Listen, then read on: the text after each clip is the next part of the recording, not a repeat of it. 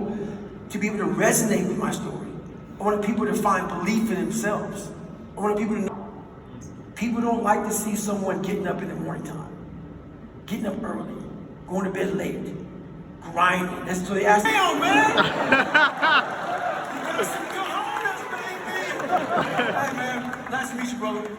Have a safe flight. So last week I went to a business conference called Adapt or Die with headline act David Goggins, and I had an amazing time. During the conference I learned a lot from a number of speakers, and in this video I wanted to go over what I've learned from some of these speakers. So there were a number of speakers. I'm just going to go over a few of them today, starting with Ethan and then Aaron, try to share some of their learnings or lessons that I extracted from them. Starting off with Ethan. Ethan is a neuromarketing guy. He lectures or has lectured at Melbourne University. And what he basically does for a living is help companies improve their sales, improve their marketing by creating funnels. He works with all sorts of really famous people in the world. And so, yeah, let's get into some of Ethan's lessons. Please welcome to the stage, Ethan Donati! So let's go into some of the mindset things that Ethan talked about. Opportunity could be at any time, but are you prepared? Really key mindset here that if you are good at what you do, it's your responsibility to share it with the world. Sales is serving. Lead is the rookie mistake to do, rookie thing to do. Understand that sales is serving. You all And you should feel bad if people don't buy, right? It's your responsibility to sell.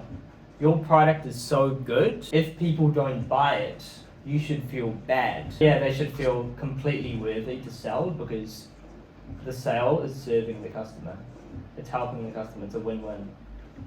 Absolutely. If you are convicted of the value you have to offer, then you know you can help people. You see people in certain positions, and you want to give unsolicited advice sometimes, but it's tempting to give unsolicited advice at times in your day-to-day life. But we know that you just can't always do that. That's not how the world works, basically. So when people come to you with an interest, they have this problem they want to solve, and if you're not helping find out what the specific problems are, and you're not able to sell to them, then you're basically allowing the problems to continue to. You're part of the problem of the problems continuing to exist. Yeah. If you are good at what you do, you have a responsibility to share it with the world. And I'm sure everybody listening right now has something they are good at, some piece of information, some part of their story that would be valuable for other people to know. Now, to share that with the world is a gift that we all have, and we should make the most of that, and that's what Ethan said in his. And for the people that are in the room and they have a story to tell, but they don't have the courage just yet. They're trying to find, they're scared of being judged still. How do you shake them? How do you tell them just to share it anyway? It's very easy. Everybody in this room, I guarantee you, has a story. And everybody in this room has a part of it that's not so great. It's just the truth. And once I realized that, like even the Navy SEALs, I get the Navy SEALs like, "Oh my God, you guys are the pinnacle. You guys are amazing." Once I got in there, you guys are just as fucked up as I was. You guys are no better than me. And the reality started setting in more and more and more. The more circles I got around, the more, if you stay around somebody longer than 48 hours, they'll let you know exactly who they are. They can't hide that much anymore. And once you realize that, what are you afraid of? What are you afraid of? Matter of fact, you become even more and more powerful when you have nothing to hide. It's like this. People want to come out and say, "Oh, this guy did this guy did that." But let's talk about funnels. So we went over a lot of different things about funnels. Basically, you said there's no system. Is that system? All of them. All of them are doing it. There is no system. All there is are strategies that if you implement them, they might work, but I can't guarantee they're going to work. There is no guarantee. And you look online and all these gurus are trying to sell you like all these funnel systems, and you think it's a really complicated thing, but it's actually really simple to create a funnel starting off. You've got to focus on the foundations, have a very clear marketing message, and then focus on what he calls psychographics. So instead of focusing on age demographics, ethnicity, gender, things like that, it's what most people focus on. But that's not what you want to focus on. You want to focus on psychographics. So how do they think? What are their values?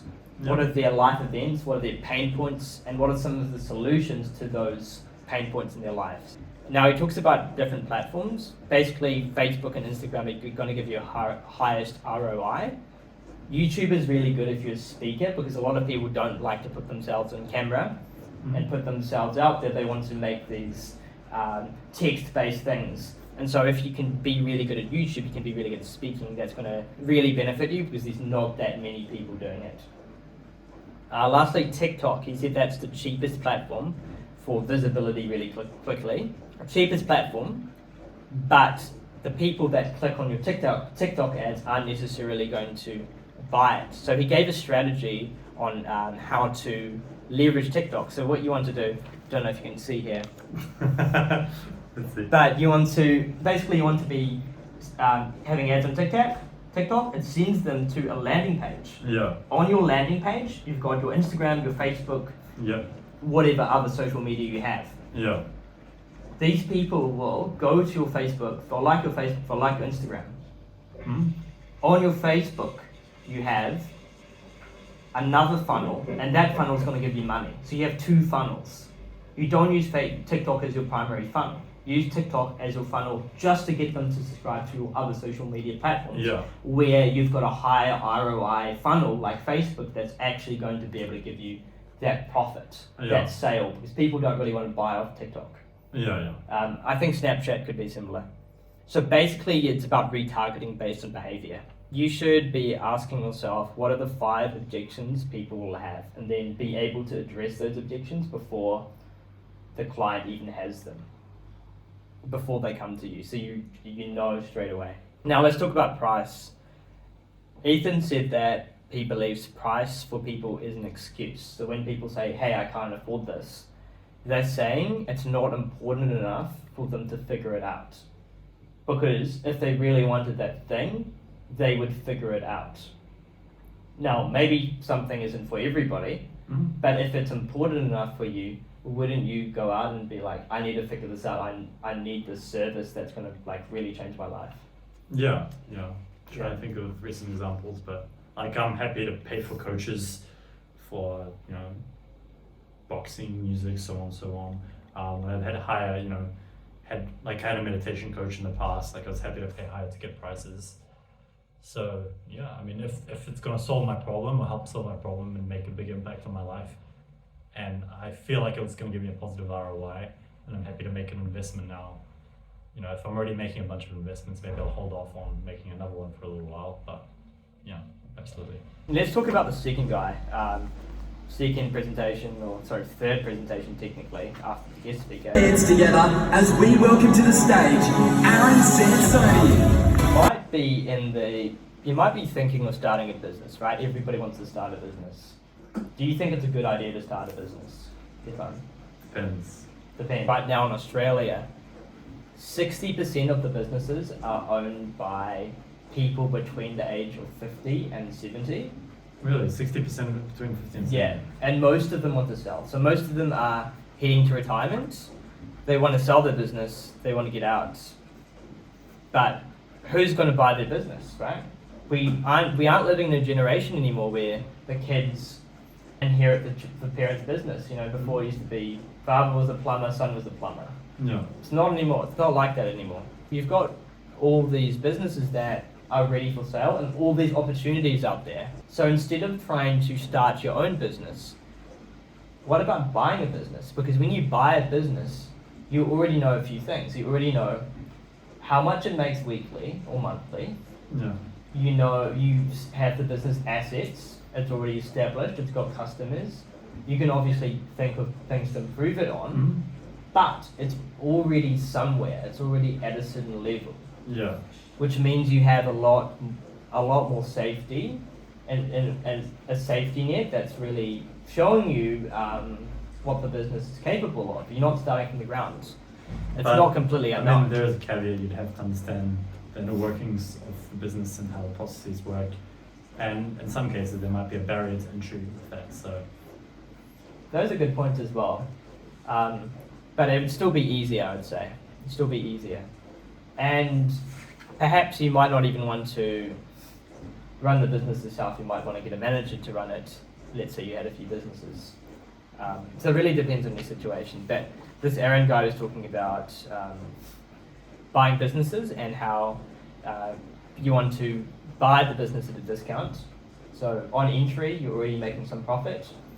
You want to ensure that it's cash flow positive, so you're making some cash.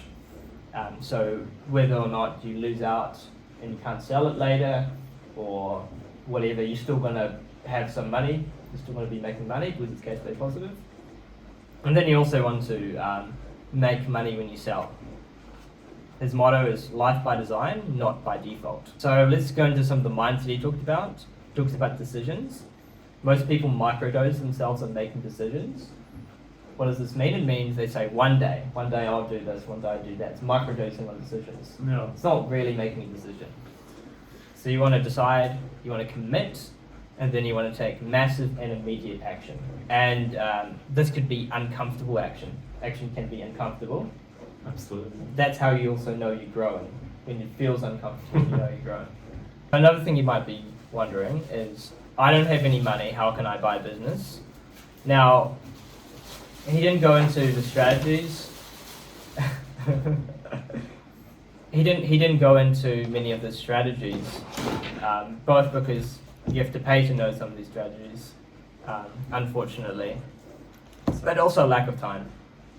But the impression I got was that what he does is come up with some sort of contract with the existing business owner to pay back the money over time. So let's say it's earning $2,000 a week, paying back the owner $1,500 over an extended period of time. That way you cut off the business owner. That's where you cut off the bank. You keep the business owner happy, consistently making money into their retirement.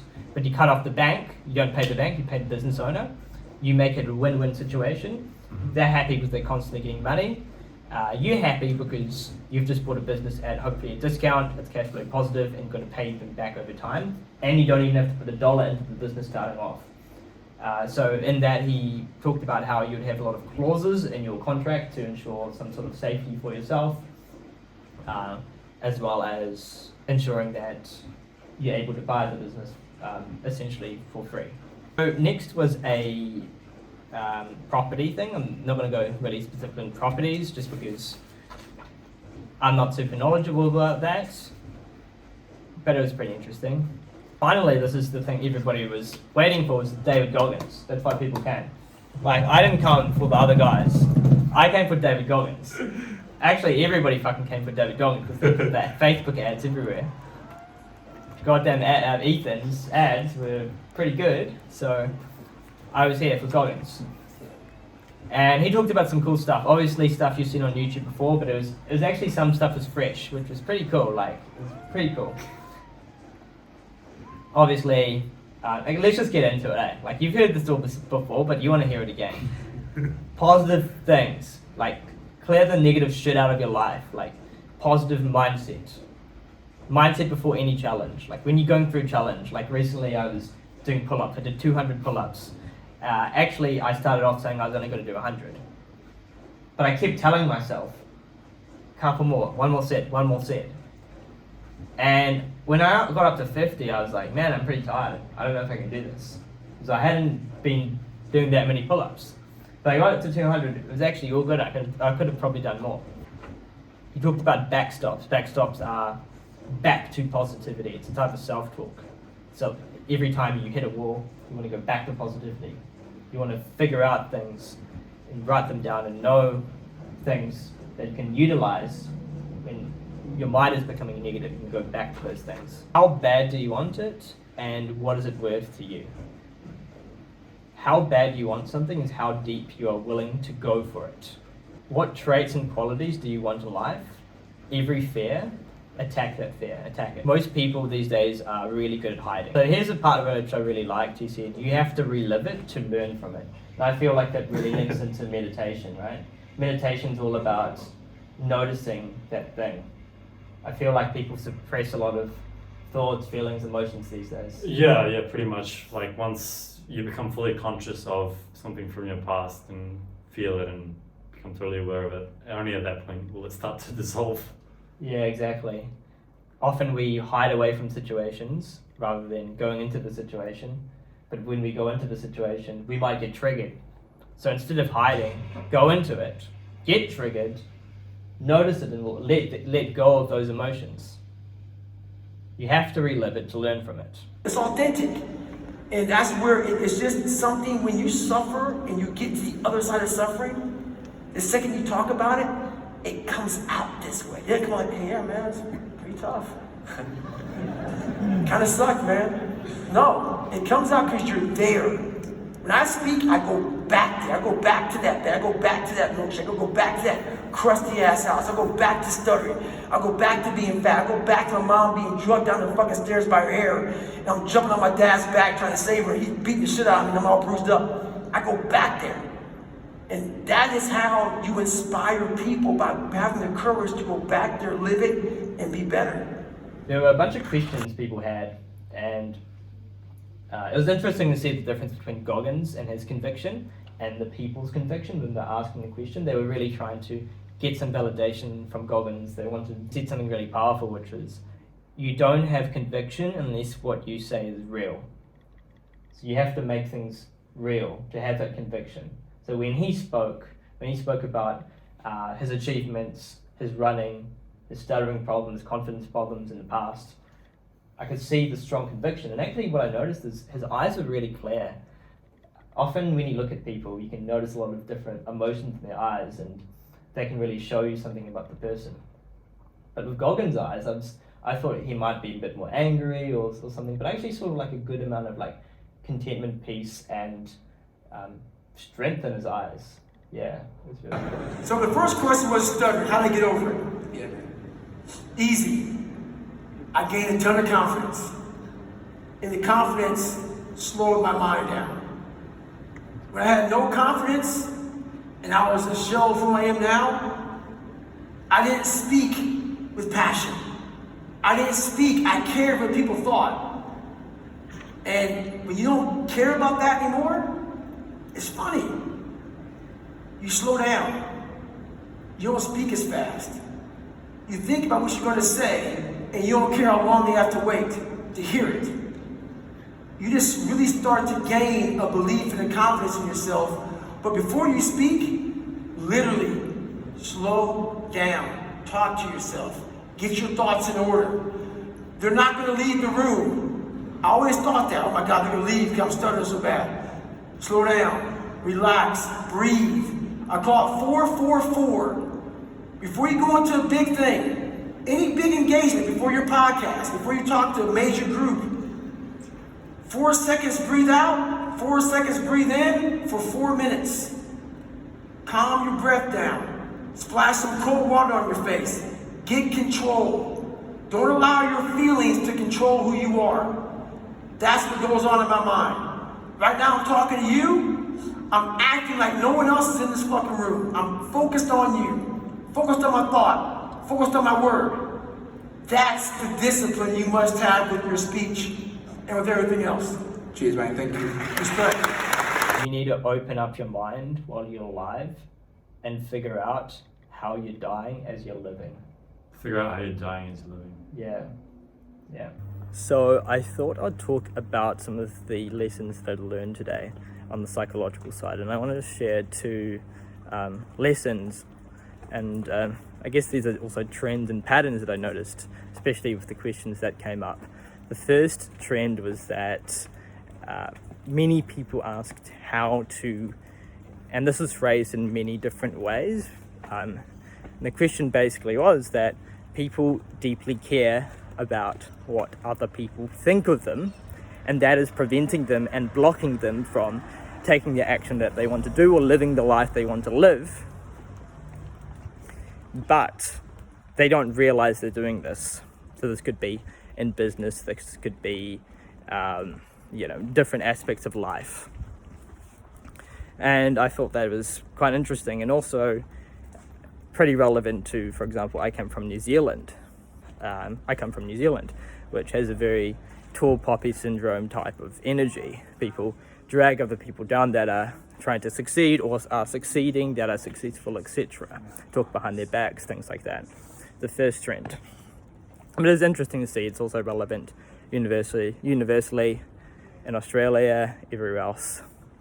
Second thing was that people seem to know what they need to do, but they don't want to take the action, and they don't realize they don't want to take the action because people aren't being honest with themselves. So this whole saying, people know what they need to do, but they don't really want to do it, and they don't realize they want to do it. Don't want to do it either. It's like there's some conscious mind blocking them. And so it's cool to see David's honesty when people said, hey, I really want to get this, but blah blah blah blah, and then this whole story up. And David is pretty much like, do you actually want that? Do you actually want that? Be honest. That's how I talk to myself. At 24, you had to think about something that you want to fucking do. Are you doing it? I'm doing it, but it's like...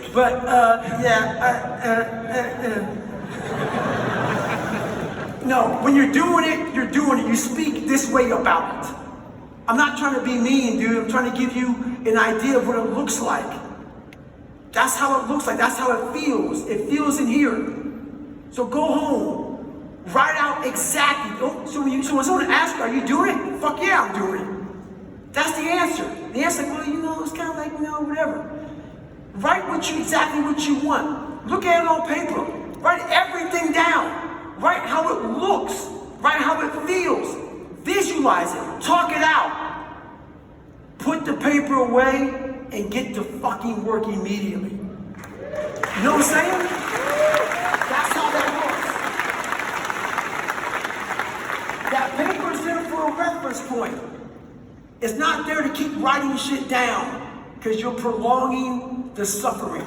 You're prolonging the failure that's going to come with that. Because there's going to be a lot of failure along the way. It's okay. Don't worry about that. That is where your mind needs to be. That's where mine had to be. I'm talking to you from experience. I'm not talking down to you. I'm talking to myself also right now. So every question I get here, I talk to you, I'm talking to me. So just remember that, all right? So if you had questions for Goggins, what would your question be? So what I wanted to ask him, I actually had my hand up, but there were a lot of people with their hands up. My question was about how state of consciousness has changed over doing all his running, because he says he doesn't listen to music while running. When people ask him questions, he's imagining as if nobody else is in the room with him. It's just him and that person. He's giving them the full attention. He's not worrying about anybody else. Full attention onto that person. So it made me realize this guy is fucking present, man.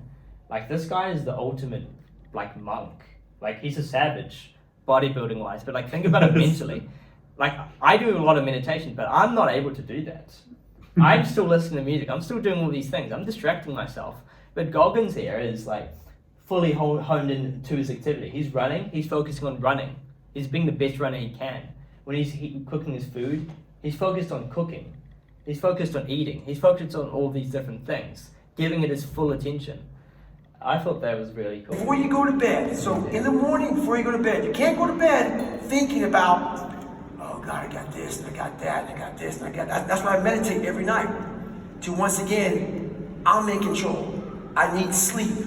I need to recover. I don't need to be thinking about all this bull crap that occupied my mind during the day. And my friend... What was your question? My question was, well, what is your question for? So, Goggins? yeah, so... that was your question. Yeah, so how's his awareness changed? Yeah, from running. From doing all that thing. So I'm imagining, like, his consciousness must have changed a lot. Especially because he gave a story in his first book where he was basically on his deathbed, like, his muscles were all fucked up. Deathbed? Like, kind of on his deathbed, sort of. He felt like he was dying. His muscles were all fucked up, his psoas muscle. Yeah. And he thought he was basically, like, pretty much dying. And he had, like, this, like, amazing spiritual experience So I just wanted to know what his thoughts on that are and enlightenment, just because I thought it would be interesting, and if that's something he's interested in. Yeah. But yeah, most people ask questions about like how they could help their lives, like stuff he's already kind of covered worded in different ways. But you could also see a lot of suffering from a lot of the people asking questions, and some of the questions were cool, some of the questions weren't so good. Like I was a bit disappointed in some of the questions. I would have liked something fresh on This one, please. This one, David, please. This one. This one, please. Thanks, David. Thanks, David.